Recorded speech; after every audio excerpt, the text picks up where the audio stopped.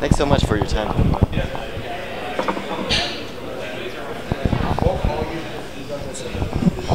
Ready? Yep. Hey guys, I'm EdwardStarcraft and I'm here at MLG Columbus with Incontrol, who's one of the players over here and a great public figure for the esports community surrounding StarCraft 2. How are you doing? Doing well, just very tired, long tournament. So, I guess coming into this tournament, what were your goals and how have you been doing relative to your expectations?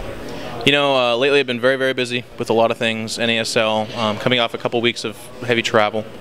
So my expectations were probably a little bit unrealistically high, to sit down with some of the best players on the planet and to beat them in a match that really matters for everyone is an extremely tall order. And be it egotistical or unrealistic, I did expect myself to do that.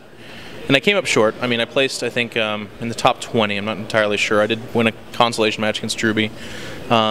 So it's an okay performance, but it's definitely reflective of how much time I've spent with the game. So I'm looking forward to the future where I'm not doing as much casting, I'm not doing as much shows and that kind of stuff, and I can designate more time to StarCraft 2, because hopefully I'll be a much better player for it. Definitely. You have a lot of things that you're doing right now, so how do you balance your time between all of your different activities? And can you say maybe how many hours you spend on everything? Well, I'm quite humbled. I used to be able to say that I could do it all, and I could do it quite well. I placed well in the previous MLG. I've done okay in a few other events, started off 3-0 in NASL, but as some of my travel picked up, my schedule turns out to have been very unforgiving. So it was good, but it was good because I wasn't doing a whole bunch of other stuff. As other stuff picked up, my time for StarCraft 2 slipped out of way, and I had no control over it. So I wake up at 8 every morning, and I go to the studio, and I come back at 5. And then I usually have a show to do, or some organizational work.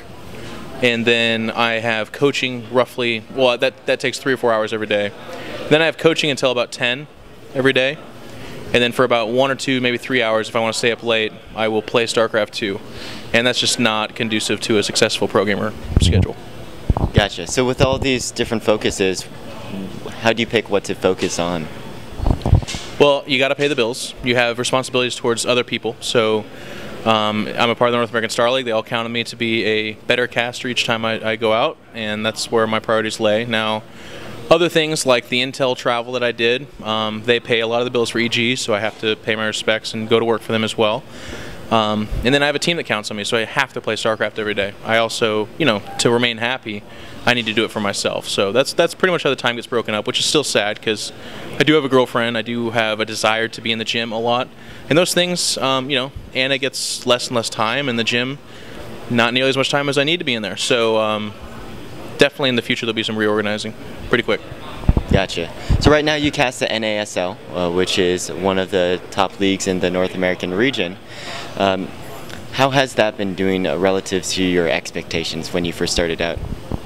It's very interesting. It's a learning experience. The NASL is doing quite well. You know, about 15,000–20,000 people every night, and a good solid 10,000 to 15,000 on the restream for EU. And those are great numbers, and people have been very happy with it. Everywhere I go, people have talked about how exciting it is for them. And I'm happy with how far it's come. Obviously, there's been a lot of growing pain and just initial mistakes that were made, a lot of those. And I feel like we've corrected many of those problems. So as far as where it falls to my expectations, it's somewhere in the middle. I'm a bit of an optimist. Every time a new project comes up, I think it's going to take over the world and do amazing. And I think even that was a learning curve for me because I was the promoter or the hyper of the NASL, and I think part of the issue was that I might have gotten people a little bit too excited, and they kind of turned that against me, so to speak, and the NASL to a certain degree. So there's a lot of criticism that came our way. But that's in the past, and I feel like moving towards the future, we're definitely building a league that people can count on every day to bring them great games, and at the end of the day, I think that's a good thing. Sounds good. Do you watch any other leagues, any other games or tournaments, and you know, what do you get? What do you look for when you watch other tournaments, games, whatnot? Oh yeah, I mean, I'm a StarCraft 2 addict, fan, lover, everything. I mean, I watch the GSL. I watch all the leagues that they introduced, the GSTL. They're having a super tournament going on right now. I like to catch all that stuff. I also like to watch the international tournaments. So the Team Liquid Star League was fantastic. Some of these smaller events, even those produce some amazing games, so I follow that. I'm definitely a fan, so I'll watch anything Idra's in, I'll watch anything Thorazane does. You know, I have my people that I follow closely.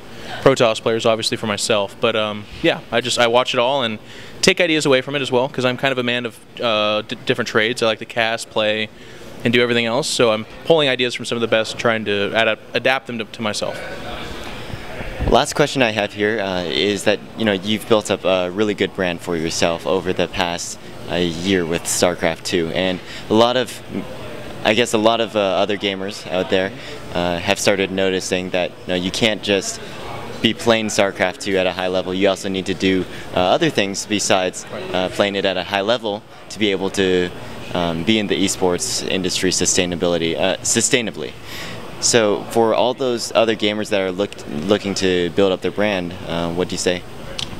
You know, it's more possible now than it ever was before, in my opinion. You can be a character, not even a successful StarCraft 2 player, and stream with a lot of success. So that's a great way to make money and to get yourself out there that everyone has access to. It's pretty amazing. You can commentate via YouTube and in small tournaments. I think you're a pretty good example of that. You'll have to forgive me, I have no idea where you came from, but all of a sudden you're being recognized by a lot of people and you're doing a great job, and I think that's another good way to get involved. And then for players, the information has never been more available. Every top player is coaching, there's instructional websites, there's free information on Team Liquid, Liquipedia, that kind of stuff. So right now it's really, if you have the passion, but most importantly if you have the time. Because no one's going to be able to say, well, I'll put 30 minutes aside for StarCraft every day and become a big pro. Not really, that's probably not going to happen. But if you have the time, energy, and the motivation, then it's a great market for people. Sounds good. Well, thank you so much for your time. Any last thoughts? How can people find you? Well, just as always, a big thanks to everyone. I mean, this MLG has been ridiculous with the fans. We have something like 1,000 people sitting, and then another 500-600 people standing. And those, I pulled those numbers on my butt. It could be twice that or 3 times that. But it's been just amazing. So huge shout-outs to Columbus, Ohio.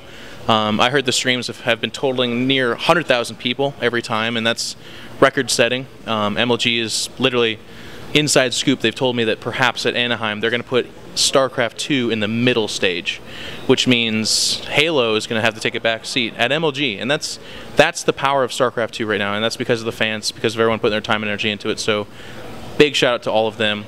And as always, thank you to Monster and Intel and all the other sponsors for EG. They've done so much to sponsor us and support us, really. And I know that a lot of people blank over and don't listen to that, but honestly, that's EG. Fnatic has their sponsors, Liquid, all these people. They might be competing with my companies, but at the end of the day, show some love to all those companies because they're the ones putting money into StarCraft 2. And if we want this game to grow, if we want people to get involved, it's going to have to be with corporate interests. So yeah, you can call us sellouts or get upset with us, or you can understand that we're really making it real. And I think that's awesome. I think someday we could see it on a TV, maybe in a stadium like they do in Korea. I mean, these are really cool things that could happen, so hopefully it does. Sounds good. Well, thank you so much for your time, and I hope you have a great weekend. Thank you. Thanks.